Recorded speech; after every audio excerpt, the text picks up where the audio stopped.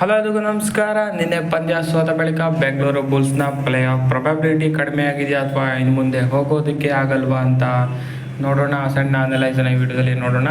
ಅದಕ್ಕೂ ಮೊದಲು ಚಾನಲ್ಗೆ ಹೊಸಬರಾಗಿದ್ದರೆ ದಯವಿಟ್ಟು ಸಬ್ಸ್ಕ್ರೈಬ್ ಮಾಡಿ, ಸ್ಪೋರ್ಟ್ಸ್ ಅಪ್ಡೇಟನ್ನು ಪಡೆಯಿರಿ. ಬನ್ನಿ ವಿಡಿಯೋನ ಪಟ ಅಂತ ಶುರು ಮಾಡಿಬಿಡೋಣ.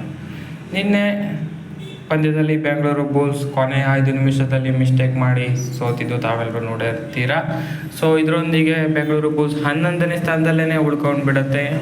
ಬರೋಬ್ಬರಿ 9 ಮ್ಯಾಚ್ಗಳು ಆಗಿಬಿಟ್ಟಿದೆ. ಸೊ ಇವಾಗಲೂ ಕೂಡ 13 ಪಾಯಿಂಟ್ಸ್ನಲ್ಲಿದ್ದೀವಿ ನಾವು. ಕೇವಲ 2 ವಿನ್ ಆಗುವ ಮುಖಾಂತರ.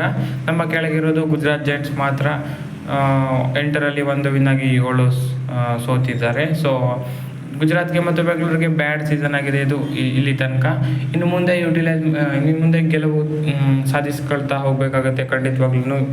ಇನ್ನೂ ಕೂಡ ಹಲವಾರು ಪಂದ್ಯಗಳು ಬಾಕಿ ಇರೋದರಿಂದ ಇನ್ನೂ ಎಲಿಮಿನೇಟ್ ಆಗೋ ಹಂತಕ್ಕೆ ಹೋಗಿಲ್ಲ.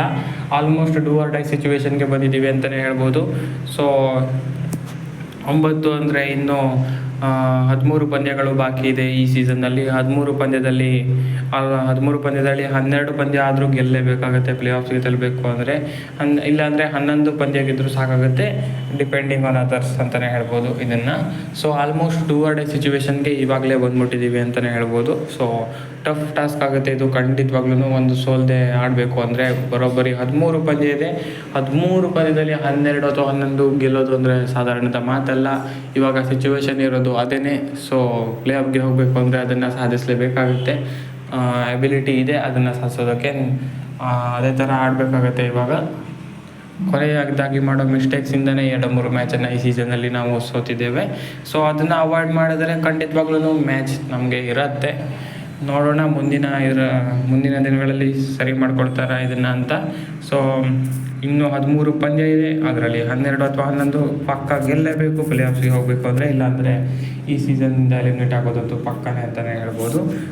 ಸೊ ಬೆಂಗಳೂರು ಬುಲ್ಸ್ಗೆ ಇನ್ನೂ ಪಂದ್ಯ ಇರೋದು ನೆಕ್ಸ್ಟ್ ವೀಕ್ ಅಂತ ಅನಿಸುತ್ತೆ. ಬೆಂಗಳೂರು ಬುಲ್ಸ್ಗೆ ಮುಂದಿನ ಪಂದ್ಯ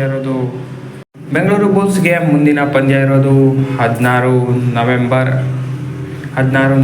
ಅಂದು ಬೆಂಗಳೂರು ಬುಲ್ಸ್ಗೆ ಮುಂದಿನ ಪಂದ್ಯ ಇದೆ. ಅದು ಕೂಡ ದಬಾಂಗ್ ಡೆಲ್ಲಿ ವಿರುದ್ಧ ಬೆಂಗಳೂರು ಬುಲ್ಸ್ಗೆ ಮತ್ತೊಂದು ಪಂದ್ಯ. ಸೊ ಅದು 9 ಗಂಟೆಗೆ ಇದೆ 16 ನವೆಂಬರ್ ಅಂದು. ಸೊ ಇನ್ನೂ 2 ದಿನಗಳ ಗ್ಯಾಪ್ ಸಿಗುತ್ತೆ ಬೆಂಗಳೂರು ಬುಲ್ಸ್ಗೆ ಏನೇನು ತಪ್ಪು ಮಾಡಿದ್ದೀವಿ ಅಂತ ಅನಲೈಸ್ ಮಾಡ್ಕೊಳ್ಳೋದಕ್ಕೆ. ಸೊ ಅದಾದ ಬಳಿಕ ಕಮ್ಬ್ಯಾಕ್ ನೋಡೋಕ್ಕೆ ಸಿಗತ್ತಾ ಅಂತ ಕಾದು ನೋಡಬೇಕಾಗಿದೆ. ಸೊ ಈ ಟೂರ್ನಮೆಂಟಲ್ಲಂತೂ ತುಂಬಾ ವಿನ್ಸ್ ಬೇಕು ಇನ್ನು. ಅದೇ ರೀತಿ ಬೆಂಗಳೂರು ಬುಲ್ಸ್ ಆಡ್ತಾರಾ ಅಥವಾ ಮತ್ತೊಮ್ಮೆ ಮುಗ್ಗರಿಸ್ತಾರ ಅಂತ ನೋಡಬೇಕಾಗಿದೆ. ಸೊ ಟಫ್ ಟಾಸ್ಕ್ ಇದೆ. 13ರಲ್ಲಿ 11 ಅಥವಾ 12 ಗೆದ್ದರೆ ಮಾತ್ರ ಬೆಂಗಳೂರು ಬುಲ್ಸ್ಗೆ ಪ್ಲೇ ಆಫ್ಸ್ ಆಸೆ ಇರುತ್ತೆ. ಇಲ್ಲಾಂದರೆ ಡಿಪೆಂಡಿಂಗ್ ಆನ್ ಅದರ್ಸು 10 ಗೆದ್ದರೂ ಆಗ್ಬೋದು ಅದು. ಆದರೆ ಈ ಸೀಸನ್ ನೋಡಿದರೆ ತುಂಬಾ ಕಷ್ಟ ಅಂತ ಅನಿಸುತ್ತೆ. ಯಾಕಂದರೆ ಆ ಲೆವೆಲ್ಗೆ ಕಾಂಪಿಟೇಷನ್ ಇದೆ. ಸೊ 13ರಲ್ಲಿ 12 ಅಥವಾ 11 ಗೆಲ್ಲಲೇಬೇಕು. ಇದು ಕರೆಂಟ್ ಸಿಚುವೇಶನ್ ಬೆಂಗಳೂರು ಬುಲ್ಸ್ಗೆ. ಸೊ ಇದಾಗಿತ್ತು ಈ ವಿಡಿಯೋ. ಹೆಚ್ಚಿನ ವಿಡಿಯೋ ಆಗಿದೆ ದಯವಿಟ್ಟು ಸಬ್ಸ್ಕ್ರೈಬ್ ಮಾಡಿ.